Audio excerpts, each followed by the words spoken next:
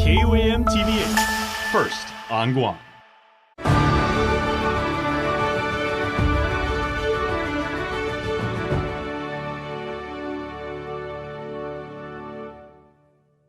KUAM News headlines are presented by Calvil's Insurance, protecting Micronesia for 85 years. Matson and the Adahi Itano program. Apply at matson.com. Cars Plus, Guam's leader in sustainability and electric vehicles. Learn more at carsplusguam.com. McDonald's of Guam, I'm loving it. And King's Restaurant, serving your local breakfast, lunch, and dinner favorites for over 45 years.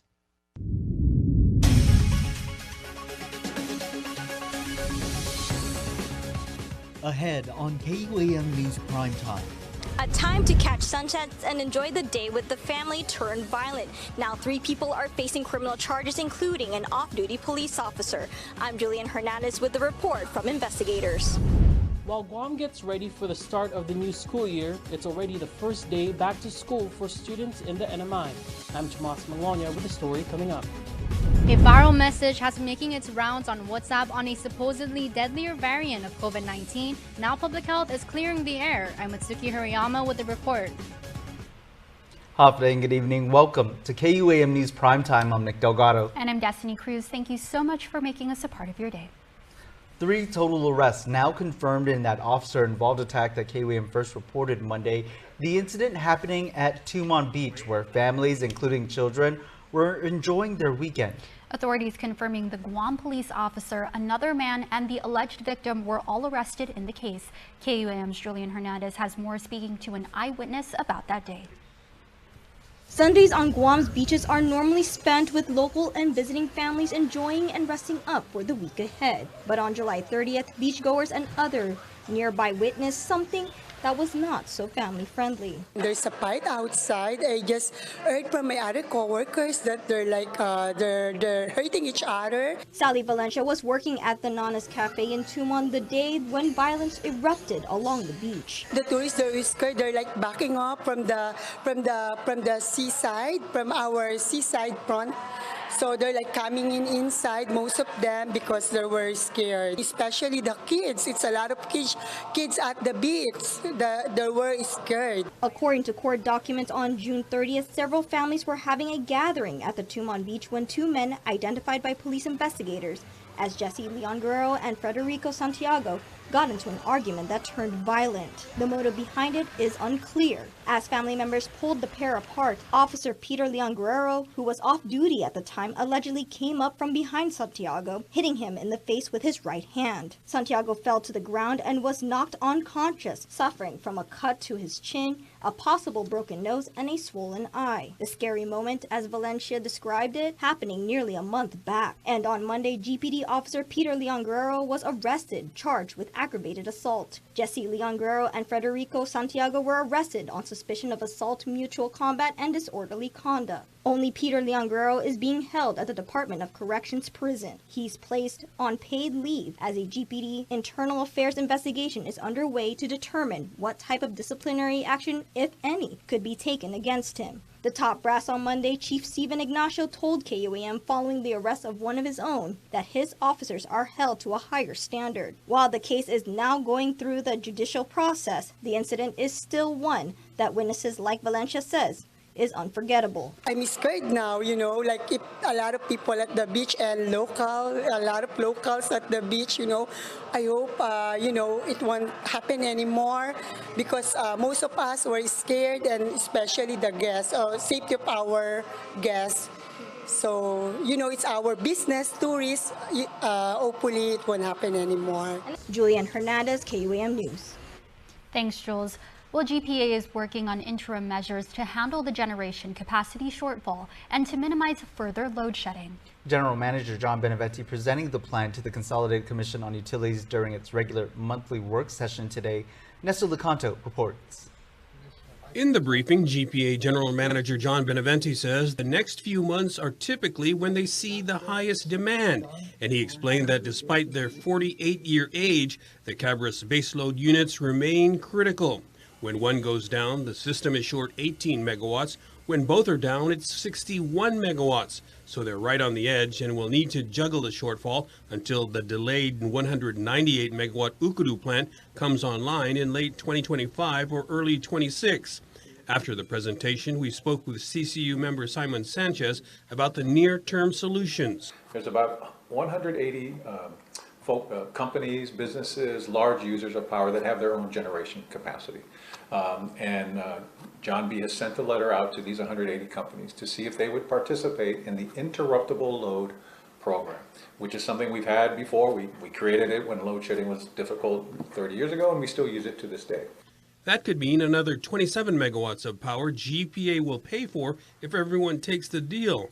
Another key is repairing the 20 megawatt GIGO combustion turbine that was damaged by Mawar. Which at this point is according to John B., should be ready by December, all right? The combination of interruptible load capacity and the GIGO CT should greatly reduce, if not completely eliminate, load shedding in the next few weeks and months. Then there's the 30 or so 1 megawatt diesel units that need repair and replacement but have been mired in protests. We're going to resolve that. John B's confident he'll resolve that. There's another 30 megs available there, and we expect all of that to be online before the end of the year. Meanwhile, Sanchez takes exception to Attorney General Douglas Moylan's criticism of renewable energy and the calls to abolish the CCU. GPA has put solar into the grid, over 100 megs, equivalent to about a 30-40 meg generator, right? And that's why you have no load shedding during the day.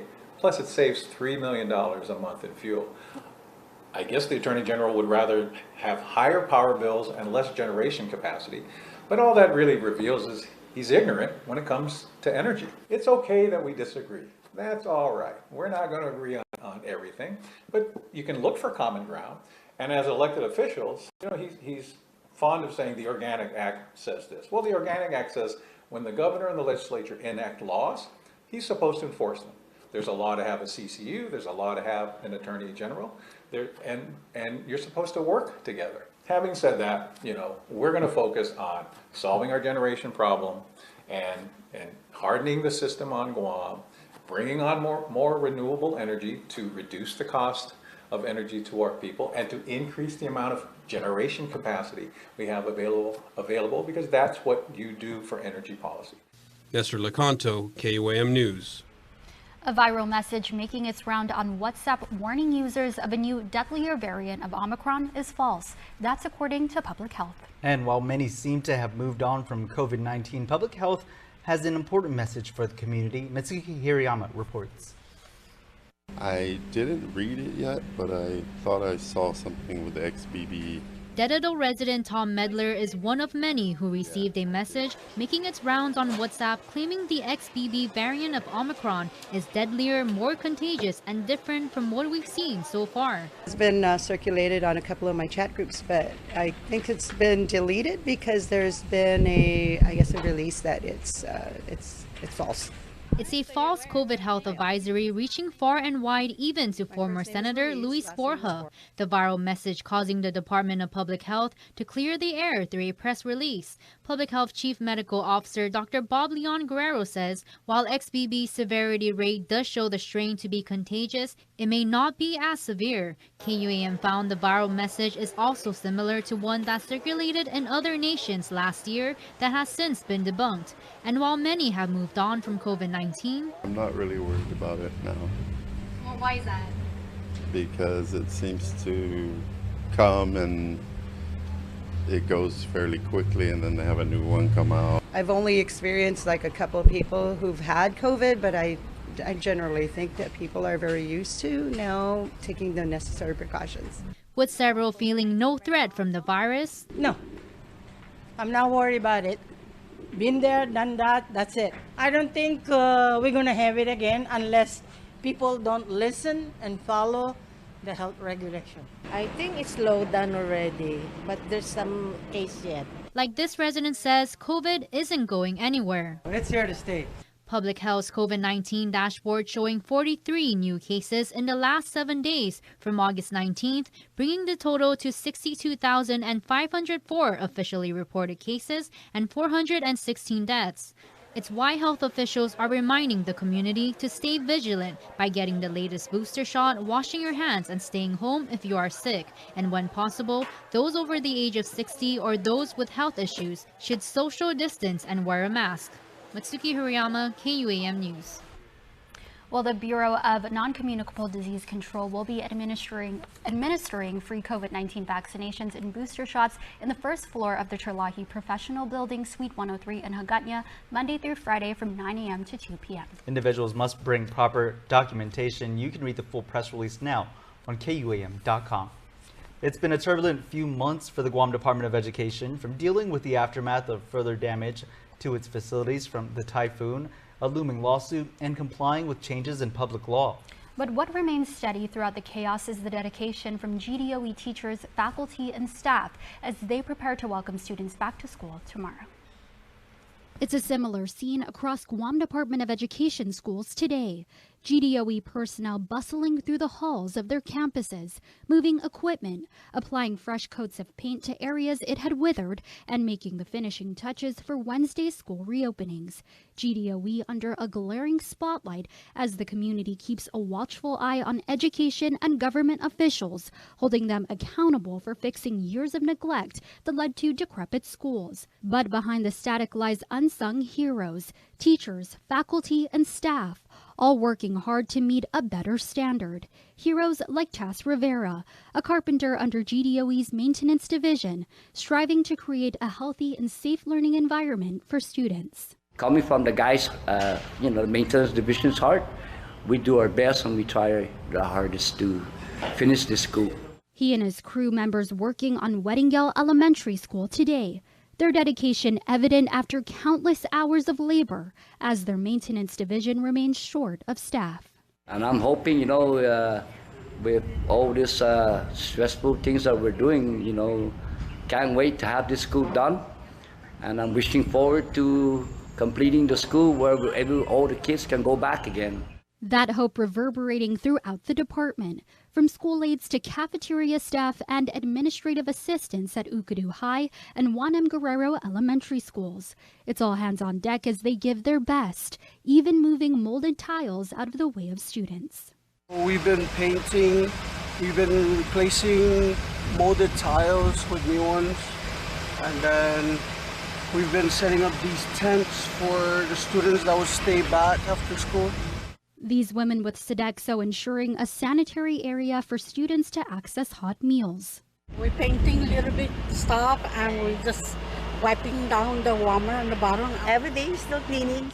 And this admin assistant at Atacao Elementary making the best out of two school populations sharing one campus. We want to make sure that our students are coming onto the campus and they feel welcomed and confident.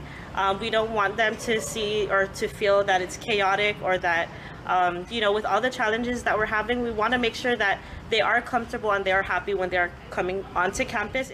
Ukadu High will double session with FB Leon Guerrero as Juan M. Guerrero Elementary serves as the host campus for an alternating school schedule with Atacao Elementary. Meantime, the Committee on Education is slated for an oversight hearing with GDOE next Tuesday, August 29, to discuss how the first week back went, the status of D-line tickets, and more. Oh. Well, it's the first day back to school for Northern Marianas College and thousands of CNMI public school system students. Thanks for the heads up there, Carlito.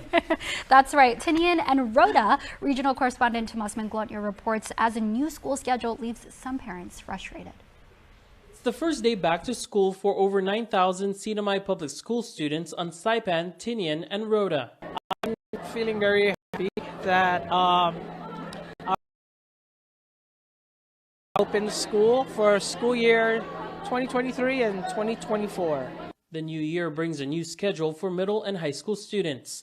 They now start and end their classes 30 minutes later. Middle school students now start their day at 8:30 a.m. and high school starts at 9 a.m. on Saipan. The delayed start time has left some parents frustrated because work typically starts before then.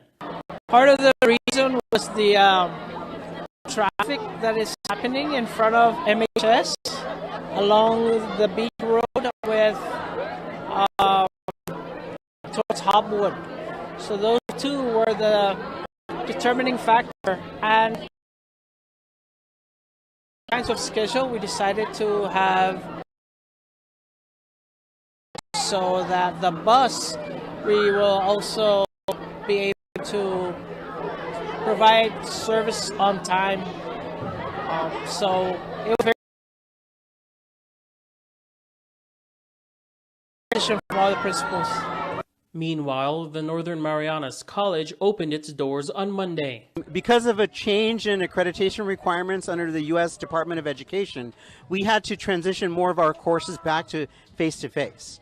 So that means more students are back on campus, and we're seeing that surge with our parking situation. So it's a good problem to have, but it also means that with everyone returning face-to-face, it's going to take a little bit longer to confirm the enrollment numbers. We're going to have to wait for the next 2 weeks of ad drop until we reach our, the final numbers. But it's looking very good right now. It's looking very good, and it's just great to have everyone back on campus, to see them in person. We're still running some courses online, but more courses are running face-to-face, and it's just great to see everyone in person. It's been a long summer, so right now I'm currently very excited because, I don't know, it's just a new year, and I can't wait to meet new people, and I just see how this semester is going to go. I feel very, very, very nervous, but at the same time, I'm ready to just take on the semester. Education leaders have this message to share with the community as families transition out of summer. Just be patient. We're trying this out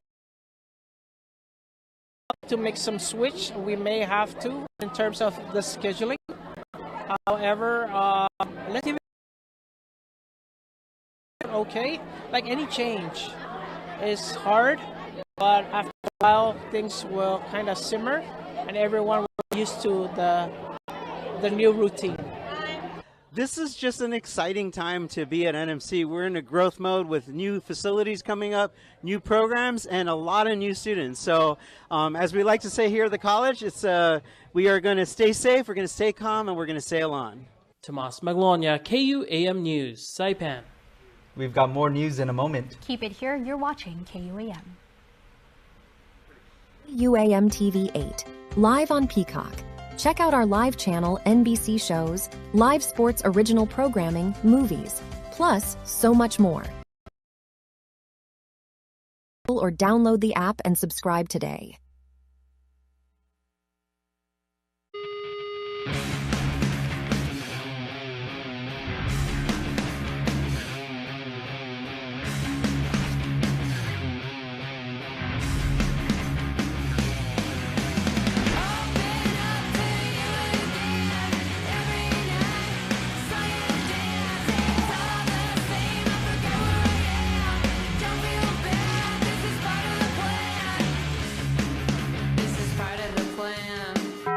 The wait is over, Guam. The all-new state-of-the-art car wash is now open at Cars Plus. Introducing Finish Line Express, open 7 days a week. The all-new cashless drive-through car wash is also the largest car wash on island that can accommodate vehicles such as lifted Jeeps and full-size pickup trucks. Just roll up, pick a wash, insert credit card, or show your EverWash app and roll through. Plus, power vacuums are available to clean the interior. Show your vehicle some love today at the all-new car wash at Cars Plus in Mighty. Open from 7 a.m. to 7 p.m. 7 days a week.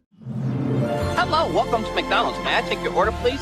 The McNuggets of chicken. I haven't had a Big Mac in a long time. How many filet-o-fishes did you eat? That's over several months, Ryan. Quiero McFlurry. In Puerto Rico, a McFlurry it's called a Señor Flurry. 2 golden menus. A wonderful crew at McDonald's. McDonald's. McDonald's. They're McDonald's. I'm McDowell's. Are you gonna order something? Free Typhoon Mawar debris cleanup is underway by FEMA and the U.S. Army Corps of Engineers. Stage and sort eligible typhoon debris, including green waste, debris, and metals as soon as possible at the residential. Ineligible debris will be left on site and may result in illegal dumping fines. For updated information by village, visit tinyurl.com/cleanupgu. This ad is paid for by the Office of the Governor of Guam.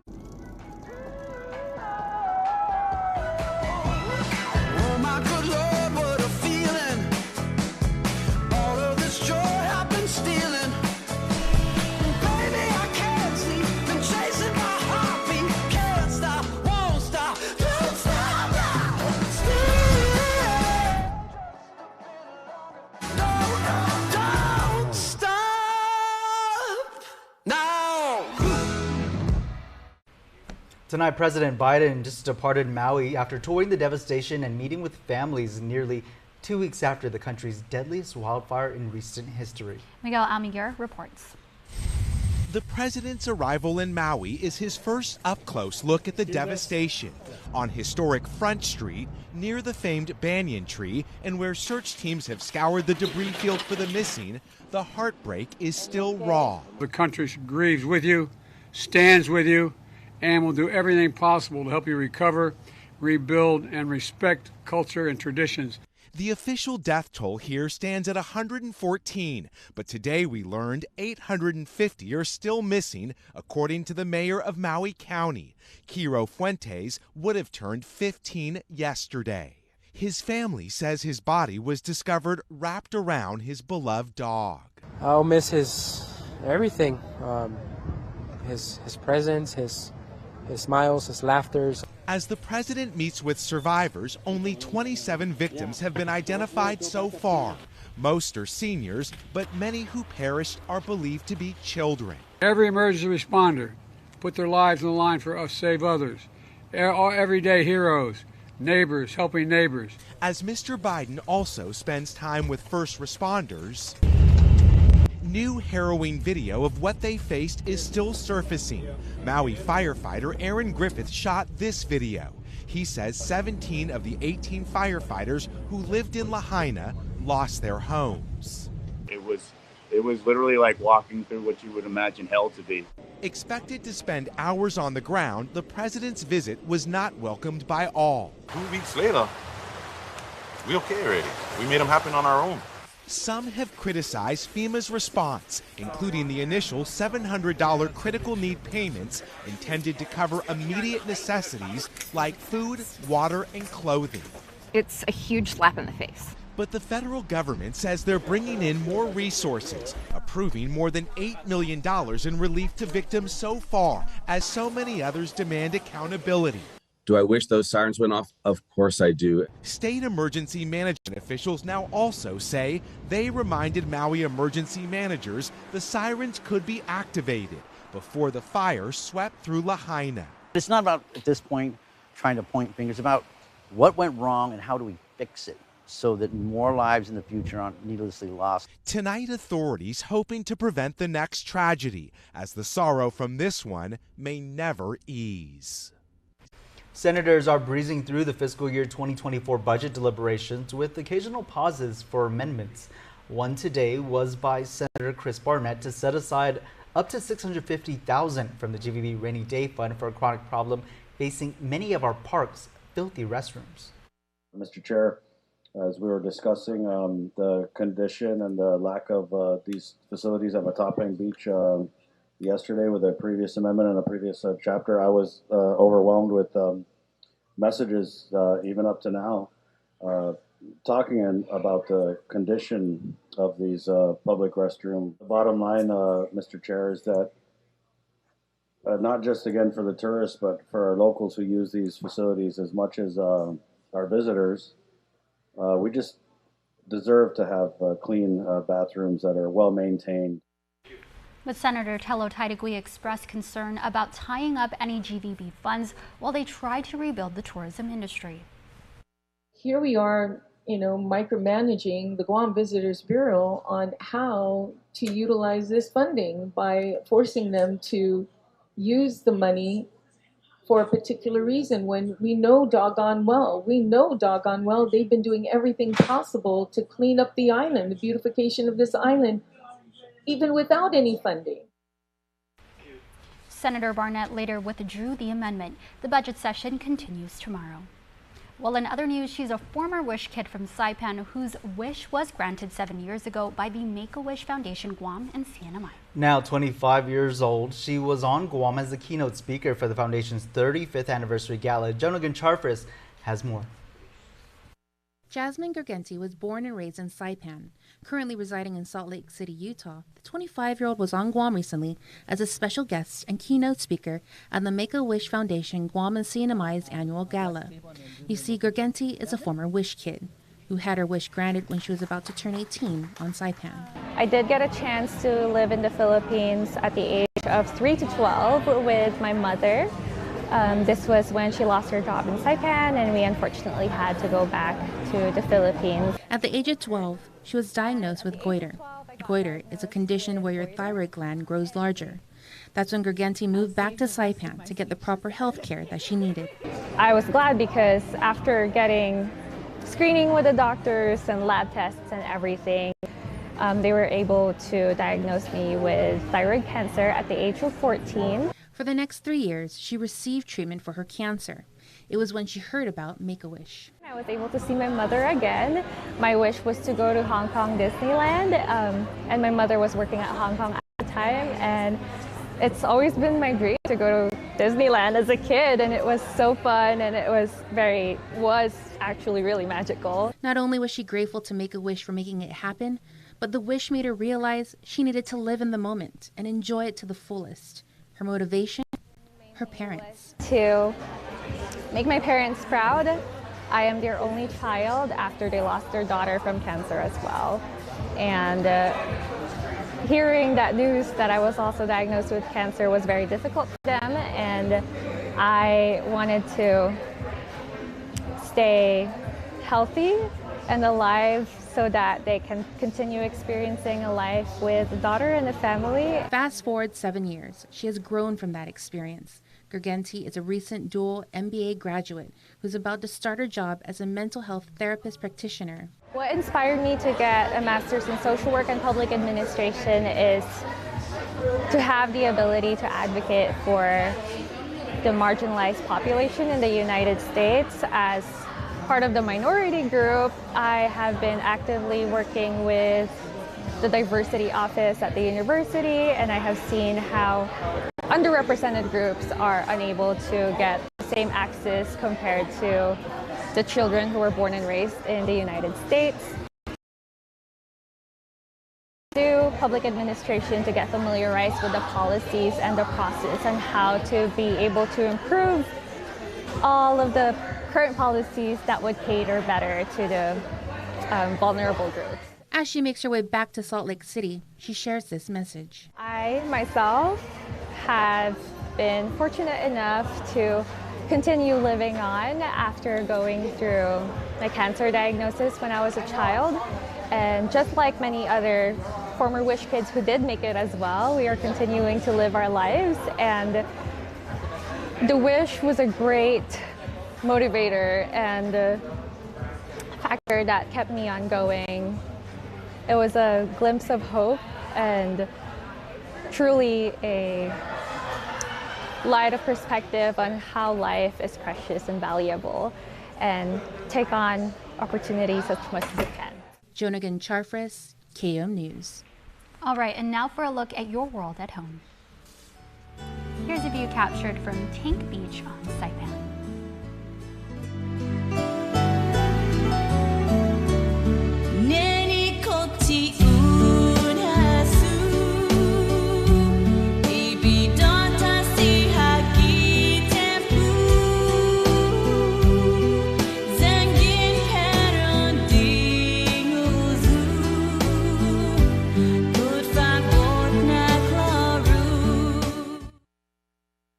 Trust falls? Really? Ah, come on, Jack. It'd be great for morale. If I wanted to raise morale, I'd offer a choice of 2 sandwiches plus curly fries, a taco, and a drink for only $6. Thanks, Jack. I trusted you guys. Try my $6 Jack Pack today.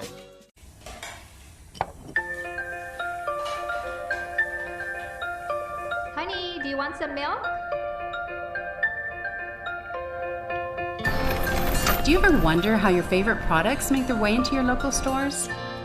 Most arrive on state-of-the-art Matson vessels that transport containers of food, household items, equipment, and supplies into the islands every week.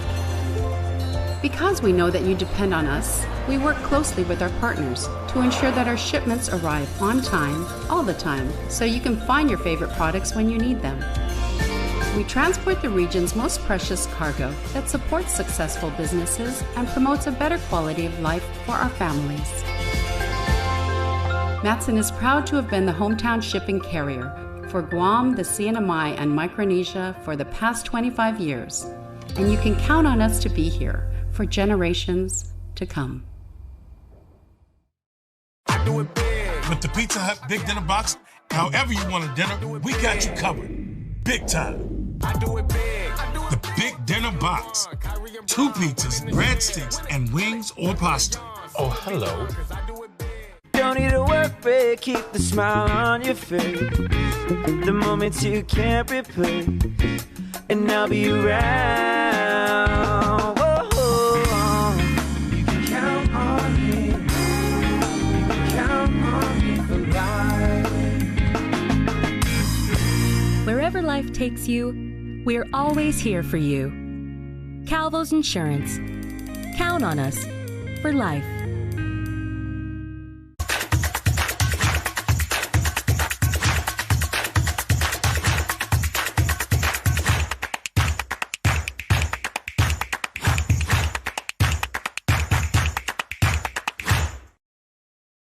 New chicken nuggets from KFC?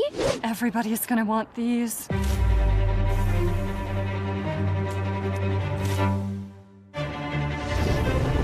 Let's eat these inside. Try new Kentucky Fried Chicken Nuggets. You've never had nuggets like these.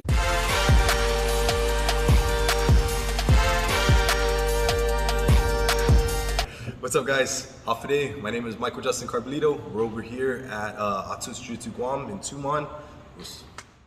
Atos Jiu-Jitsu Guam is a family-run business in both the literal and figurative senses of the word.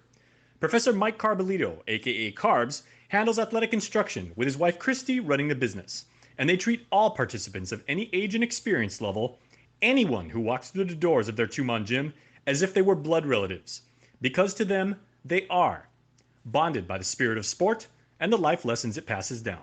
You know, we always tell them that competition is so good for them. You know, it's going to help them excel. It's going to help them find things that are working, you know, on that they do every day, or things that they need to improve on. So it's also, you know, put into an environment that's a little bit uncomfortable and could be uncomfortable, and it just helps with growth. So, you know, we try to talk with them about how positive it is for them to practice and to try to compete and compete as often as possible.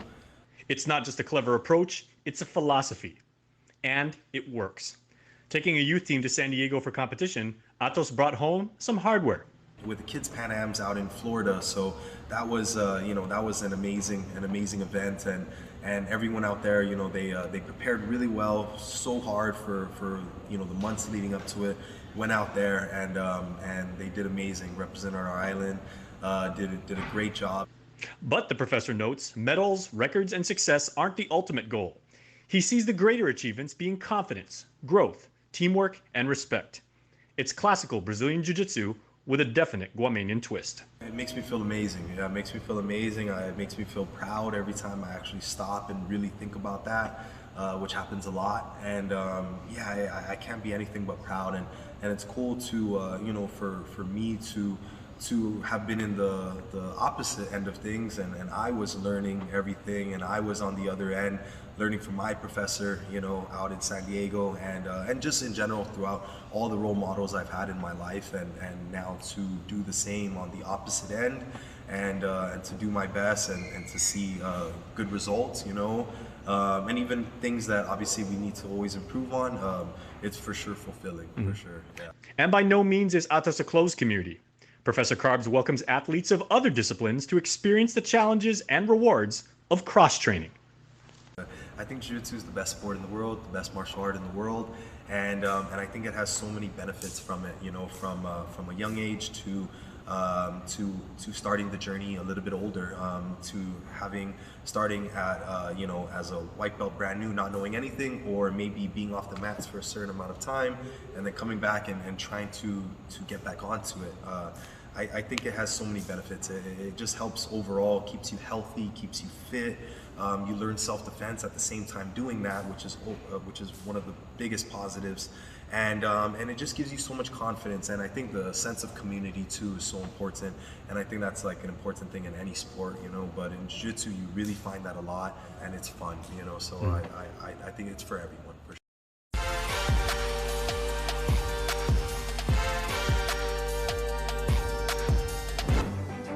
House to Home, presented by Remax Diamond Realty.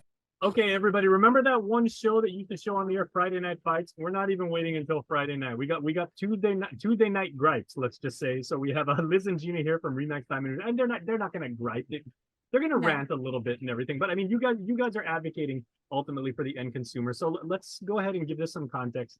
Gina, you found a article that was written in the Guam Daily Post, our brethren in journalism, and you actually are quite upset about not the article itself, but about the ideas presented therein, right? So break it down for me. Well, the headline in the Post from yesterday's paper, and actually it was Liz who pointed this out to me because I hardly ever pick up the paper. I'm sorry to confess that, but it's the truth.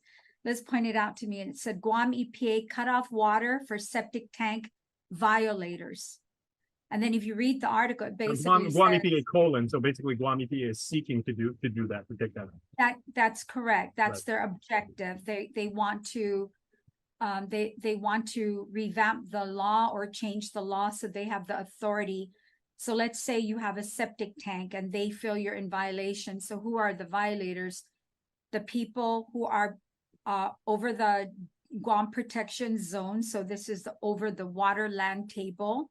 So that's basically Chalampago North. So you go to Chalampago and you draw a line across, it takes you to PD, right? If you go across the island.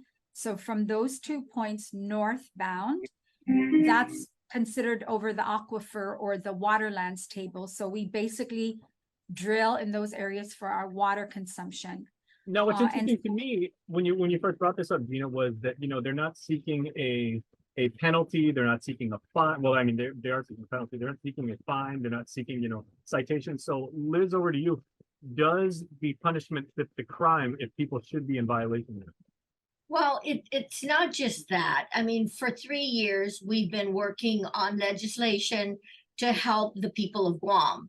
And many of the people over the northern lands, they're in applying for building permits, Guam EPA has denied them the building permit. Now, bear in mind, we have lack of homes. The inventory of homes are not available.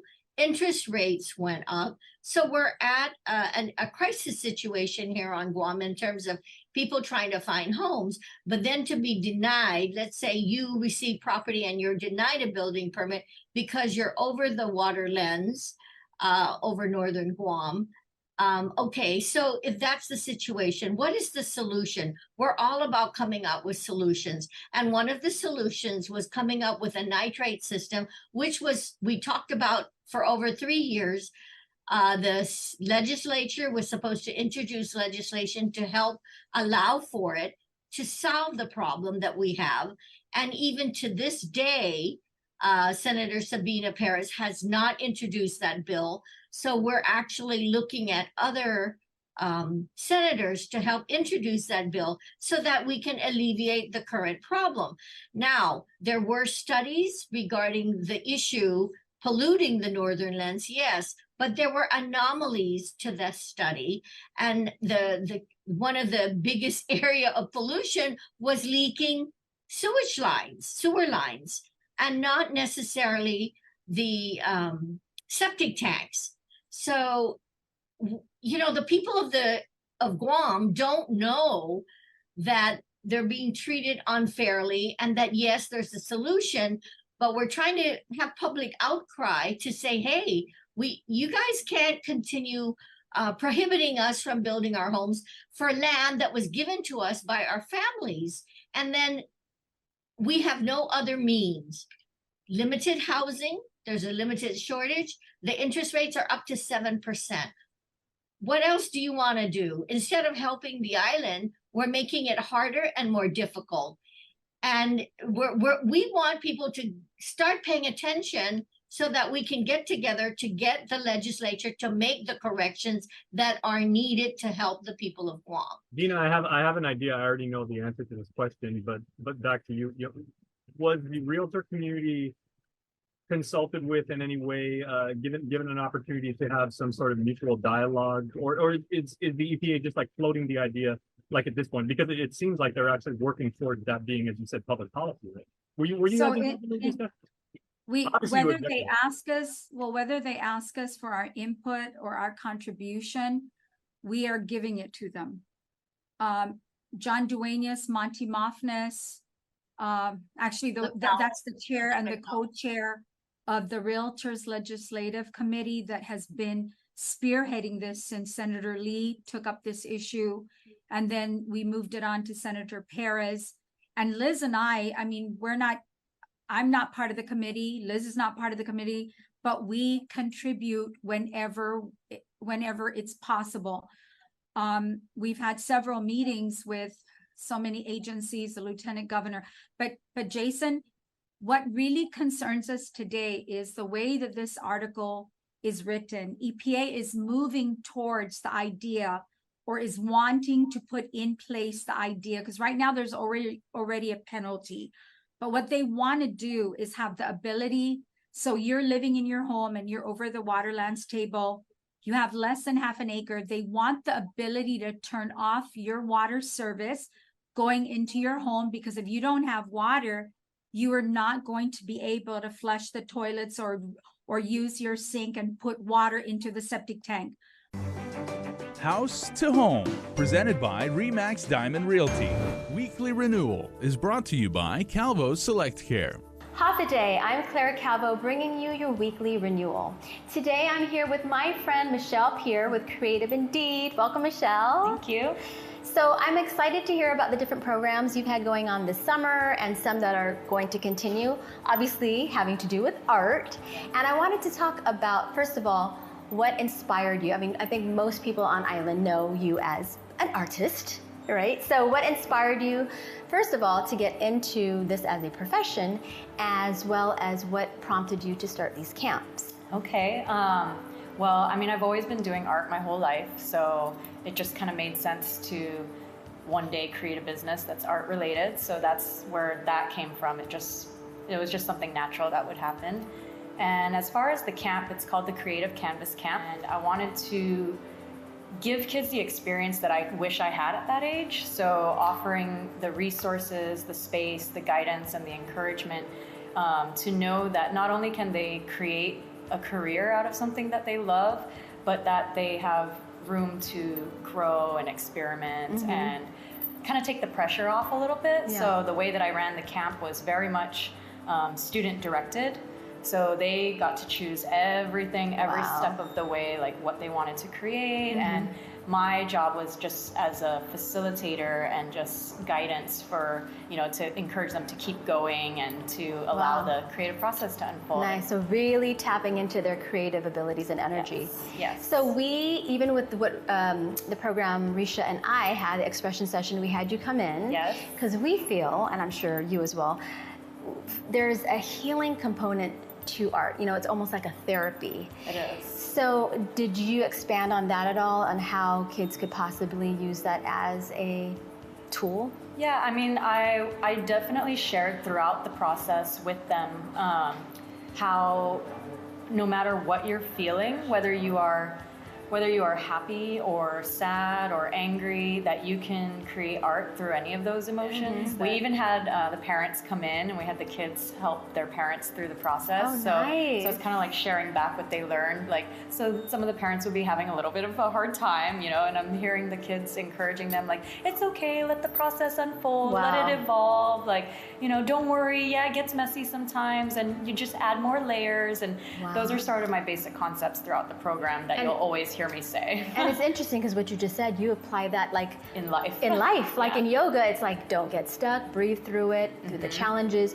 And like you said, therapy can be like, when you're having a hard time, sometimes like get it down on paper, whether you journal, whether you move, exercise, yoga, art. Something that can express it. Right. Yeah. I mean, that's why there's something called art therapy, right? Yes. Art is very healing for everyone. Right. Anyone who has the courage to sit down and take something that's in their mind and see if they can create something tangible, there's just such a rewarding satisfaction that comes out of that.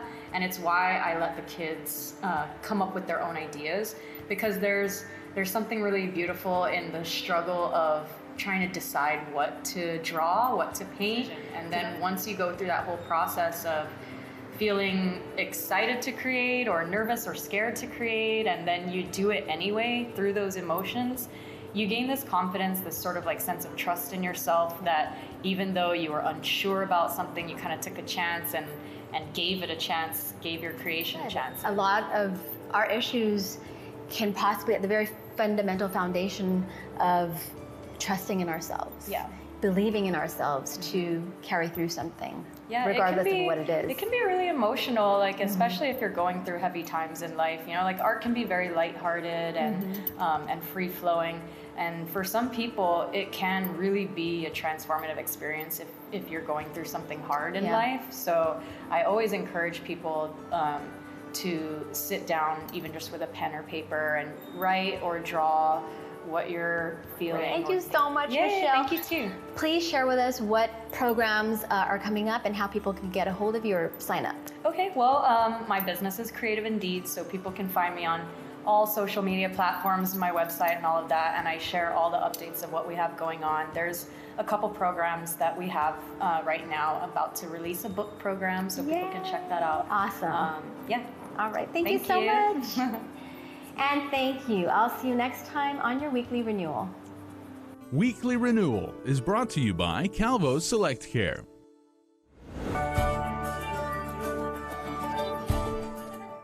Okay, everybody, of course, August is Breastfeeding Awareness Month. I'm Jason Salas, and I'm joined by a new friend here to the show. Very, very welcome. And I love this title, Nicole Heiserer. Welcome. Hello. All right, and you are representing the La Leche League. That is incredible. I love the branding. Who came up with that? So La Leche League is a nonprofit organization for women's health. They provide breastfeeding information and support. The name actually came from the group of moms who started it in the 50s. They found that women were more likely to meet their breastfeeding goals when they worked together, kind of compared what worked for them and shared with others. And they were trying to find a way to name the group while being sort of discreet, because again, this was in the 50s and they didn't want to say breast, and nursing was sort of ambiguous. So they came up with La Leche League. Very nice. Oh, So now I'm an advertising major, so that, in my mind, 10 out of 10. That's amazing. Okay, you also said something that really stuck out to me, Nicole, is you said, you know, your breastfeeding goals, and certainly, you know, like the care of our youth, and, you know, the bond between mother and baby, you know, persists to this day, and, you know, continues to this day, I should say. But what are some of the goals, since you know, contextualized it that way? I've never thought to think about it that way, but that's very interesting. So we look at breastfeeding as being something that is the biological norm for humans, but, you know, we know that just because it's the biological norm doesn't mean it's easy. So, you know, we think about breastfeeding goals in terms of looking at like things like World Health Organization's recommendations for like how long somebody should breastfeed. But really what we mean when we say that is like, for this particular baby and parent, like, what do they want to do? They want to breastfeed when mom goes back to work full time, or they want to be able to breastfeed, but they want to be able to, I don't know, incorporate dad into the bonding and have him participate in feeding. Like, what are you trying to accomplish that within the scope of breastfeeding that you need some help with?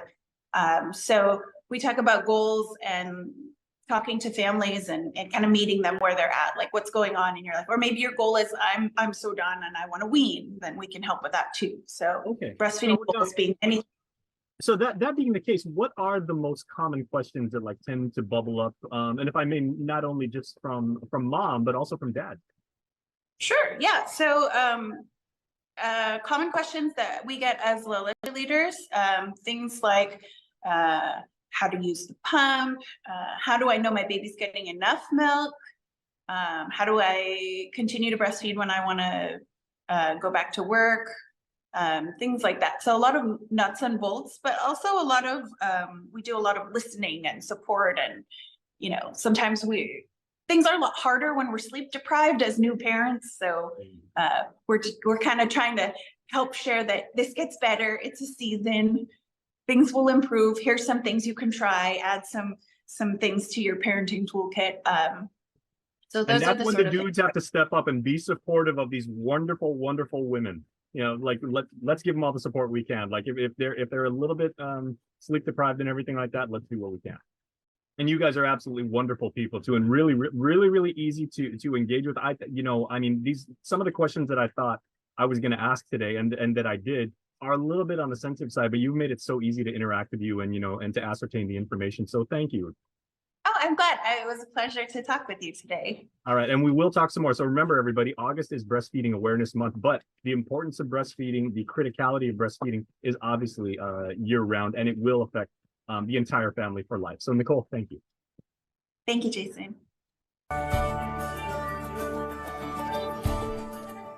New chicken nuggets from KFC?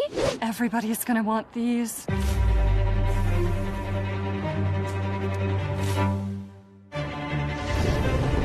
Let's eat these inside. Try new Kentucky Fried Chicken Nuggets. You've never had nuggets like these. The wait is over, Guam. The all-new state-of-the-art car wash is now open at Cars Plus. Introducing Finish Line Express, open 7 days a week. The all-new cashless drive-through car wash is also the largest car wash on island that can accommodate vehicles such as lifted Jeeps and full-size pickup trucks. Just roll up, pick a wash, insert credit card, or show your EverWash app and roll through. Plus, power vacuums are available to clean the interior. Show your vehicle some love today at the all-new car wash at Cars Plus and Mighty. Open from 7 a.m. to 7 p.m. 7 days a week. Guam's auto appearance specialist, Elegant Reflections, has been providing the automotive industry with professional detailing and car care products at its highest quality, from complete detailing, full interior detailing, exterior detailing, headlamp restoration, hand washing, seat and carpet shampoo, engine degreasing, undercarriage cleaning, paint sealant, fabric protection, paint oxidation removal, and so much more. Visit us at our new location. Call 646-5555 for an appointment. Elegant Reflections, Guam's auto appearance specialist, over 20 years of experience. Hafaday Guam families, interested in learning the basics of hunter safety and getting your national certification in hunter education? The Department of Agriculture's Hunter Education Program is hosting ongoing in-person classes open to Guam residents ages 13 and older. You'll learn hunter ethics and responsibility, wildlife conservation, basics of firearm and shooting skills, hunting equipment and techniques, survival skills, outdoor field skills, and more. The class meets the International Hunter Education Association national standards and does not expire. Attendees must pre-register in advance by emailing robert.alexander@doag.guam.gov. Student manuals must be completed before the class day. Classes are open on first-come, first-served basis. Students under 18 must be accompanied by a parent or legal guardian, and if you can't attend our in-person classes, don't worry. You may also register for the online Hunter Education Certification course by emailing robert.alexander@doag.guam.gov. Safe hunting begins with Hunter Education. Okay, I completely revised the org chart. Now where do I go? Oh, how about right there? I report to the new breakfast taco? Well, it does have Jimmy Dean sausage.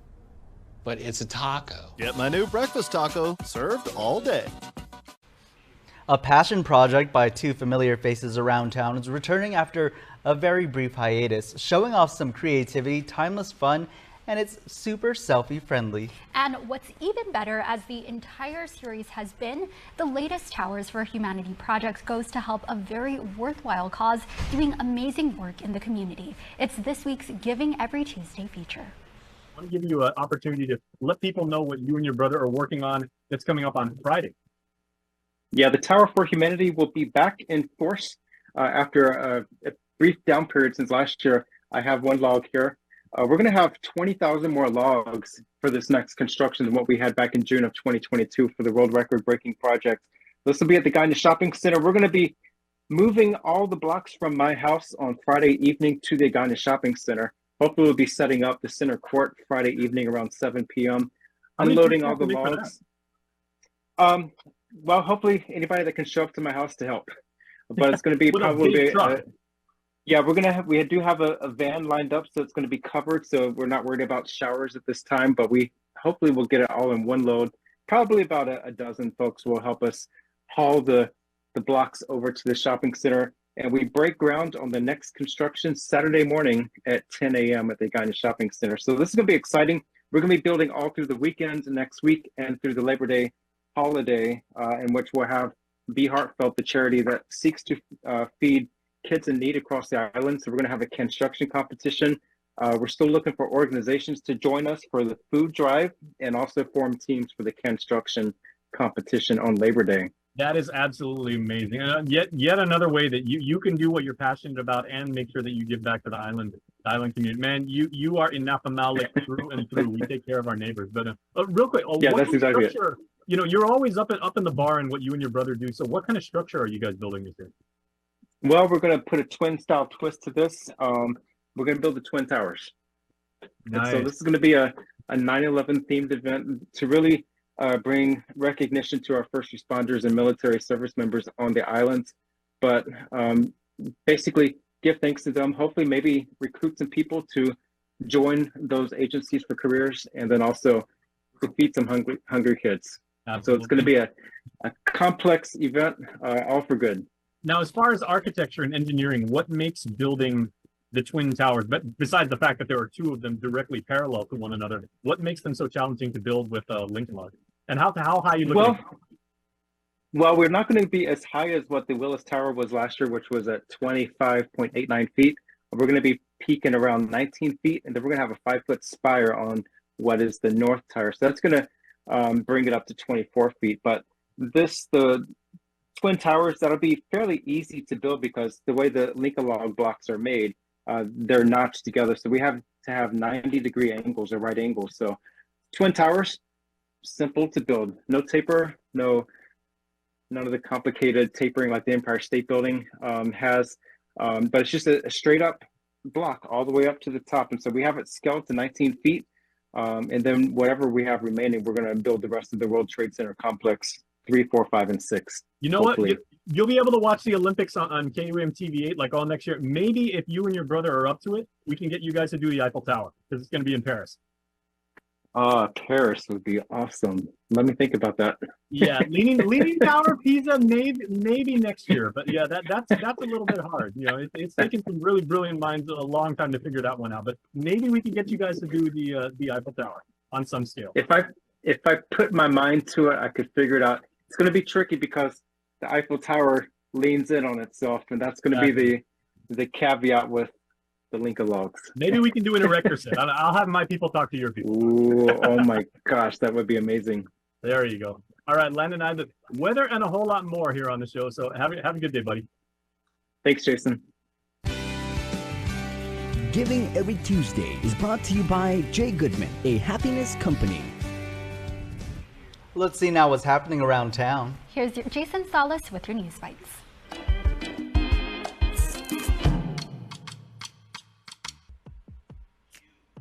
Hey, shout out to our friends Docomo Pacific who are bringing us News Bites today. And you know what? Only a few more days remain in August, but that means there's time for all of us to get this thing done. Let's do this deal. Clear the shelters is what we're talking about. And we notice I said clear. Clear as in empty. We want to find these wonderful animals permanent homes. I'm not going to say the forever home because everybody says that, but find them permanent homes. And we are going to do that this Saturday at the Gaines Shelter, 10 to 3. You know where it is, up in Jigo. If you hit Anderson Air Force Base, you went too far. The Clear the Shelters adoption event is featuring food concessions, vendors, and raffles. We want to see you there because we want to get this done. Wonderful people that work for GAIN, that work for the Boonie Flight Project, and that's you. And we can all do this together. So check them out on Instagram at Guam Animals. Crowns and Beyond the Reef and other News Bites news are presenting the send-off show for the All-Island Westpac Tour. Mark your calendars because September 9th at Carabao Brewery, it is going down. Beginning at 6 p.m., live performances from Straight Up Jed, KPV, and the John Dank Show. All of them personal favorites of mine. I'm a big fan of the John Dank Show. I got to get those guys to give me an autograph one of these days. I've interviewed them so many times. I never did the autograph thing. There are many more that will be playing, but you must be 21 or older to attend. Check it out at guamtime.net to get tickets. And if you are looking for a job, the CNMI Department of Labor, along with the CNMI Workforce Investment Agency, are hosting a job fair of their own. It's called Let's Keep the CNMI Working. That is awesome. That happens on September 15th from 9 to 3 at the Crown Plaza's Hibiscus Hall. Nick and Destiny, I hope you guys are making your plans to be with us on Saturday. Clear the shelters. Remember, let's get this thing done. Back to you guys. We sure are, Jace. Thanks so much. Now to birthday wishes. Here's your Cold Stone Creamery Birthday Club shout-out submitted on KUAM.com.